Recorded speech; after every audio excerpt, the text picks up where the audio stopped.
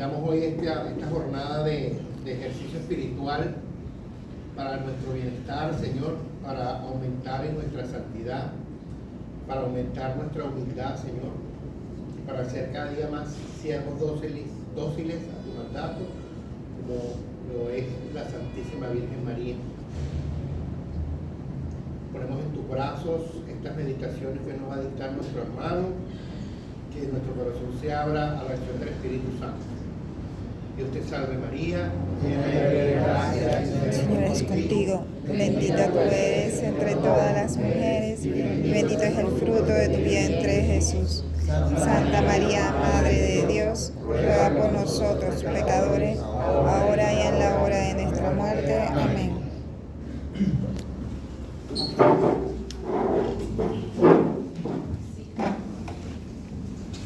Vamos a tratar de comenzar entonces un ratico de meditación, reflexión y oración.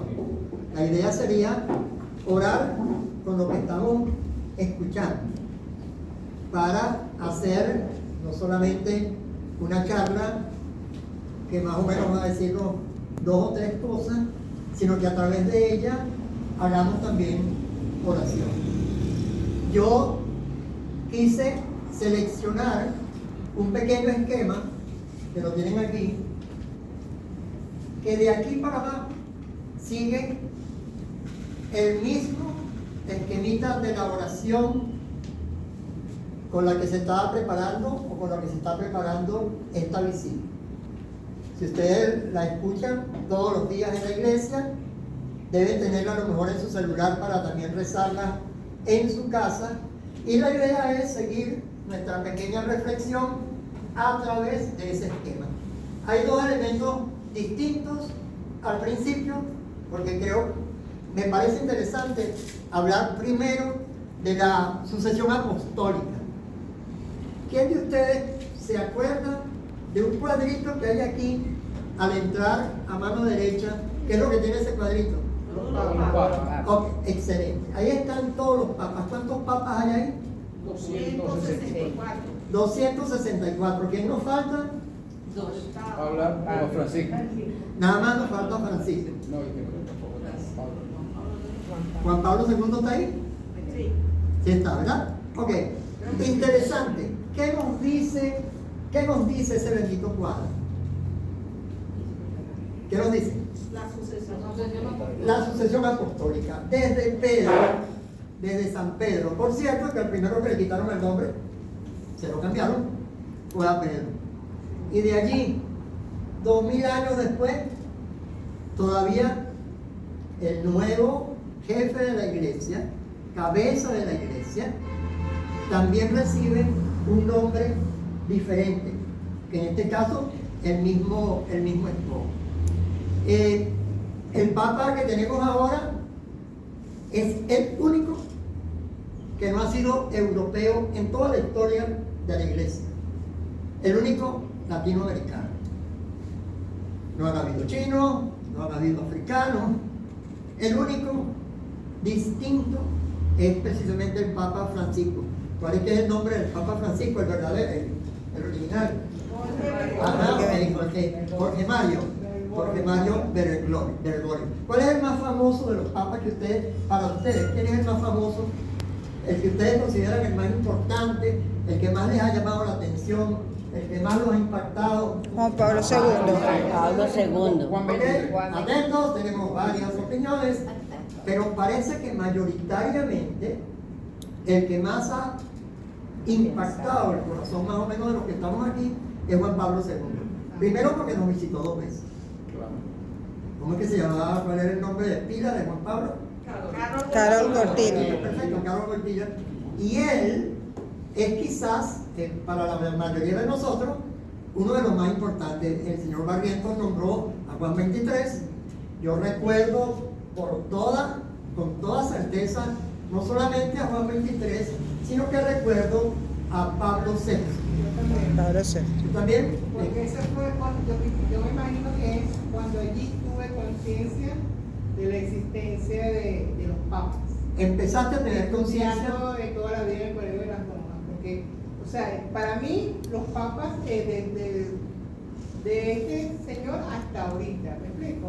Yo me imagino que fue cuando, como estudiaba en el colegio de las monjas, cuando se me tuve conciencia de esa sucesión apostólica. Excelente. Y Juan 23, que nombra el señor Barrientos, y Juan Pablo y Pablo VI, que estamos recordando ahora, dígalo, Lo del Concilio Vaticano II. ellos fueron los que organizaron, bueno, el que lo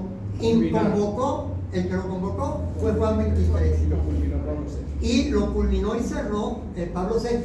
¿Cuál es la curiosidad con eso de la convocatoria de Juan 23? Hay un dato que es muy curioso. Abrir las puertas de la iglesia para que entre el Espíritu Santo. Ok, atentos, es una frase sumamente interesante, sumamente importante que nos ayuda a entender qué era lo que quería Juan 23. Pero por cierto, que era otro dato más interesante y curioso. ¿Quién fue el papa que murió para que escogieran después a Juan 23? ¿El anterior? Vamos a ver, ¿quién da más? ¿Quién da más? Me faltaba uno, Pío XII, gracias Gustavo, Pío XII. Y en el tiempo de Pío XII, el tiempo de Pío XII fue terrible, porque ahí hubo guerras mundiales, un desastre, estaba el mundo convulsionado, no había manera. Y entonces, cuando muere Pío XII, en la iglesia dijeron, estamos un poco cansados, vamos a escoger un papa que deje las cosas más o menos tranquilas por un tiempo. Y eso fue lo que se pensó. Y entonces escogieron a Juan 23, un obispo. Él era obispo ¿de dónde? No tiene por qué saberlo. Él era obispo allá donde Venecia, Calúpano. Era como Calúpano, porque también hay más, Venecia por allá, muy tranquilo, no había problemas en esa diócesis. Entonces vamos a nombrar, y además era un señor anciano, más viejito, bueno. Vamos a nombrar un viejito que no nos complique la existencia. Eso pensó la mayoría de la iglesia en ese momento.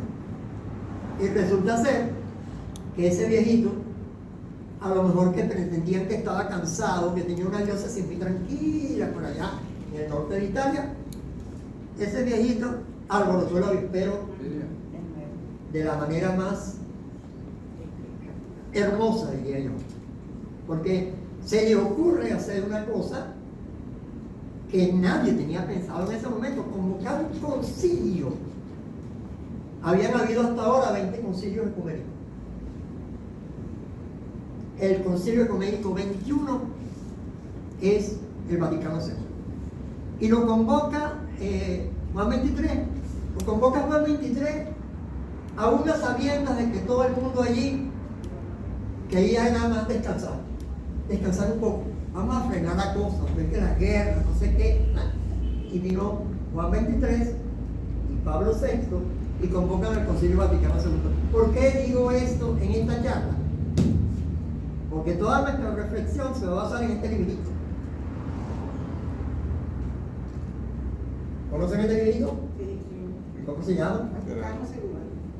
Documentos del Concilio Vaticano II. Cuando yo lo hablo por aquí, me asusto. ¿Por qué? Porque dice Jorge Luis, noviembre de 1971.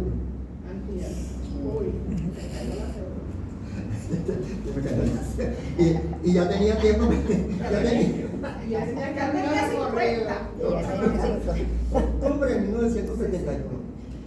La sucesión apostólica es sumamente importante de entender para nosotros, porque lo que nos viene para acá en estos días es un obispo, el cual tiene sobre sí la sucesión apostólica. Es decir, el que viene no es cualquier cosa. Es decir, uno lo ve y a lo mejor dice, bueno, pues, como un hombre común y corriente. No es un individuo común y corriente. Ese señor tiene la sucesión apostólica. El Concilio Vaticano II se cierra en 1965 y dicta unas constituciones dogmáticas. Constitución dogmática quiere decir que le tengo que hacer caso. Constitución dogmática quiere decir que le tengo que hacer caso. El concilio toma decisiones bajo la dirección del Papa. Son infalibles si el concilio las define solemnemente. Infalible. Constitución dogmática. Nosotros vamos a ver hoy, yo espero que más o menos rápido, son capaces. 2 o 3 de estas constituciones, de las más importantes. La Lumen Gentium, que no es otra cosa que la luz de las gentes. La iglesia tiene que ser luz para la gente.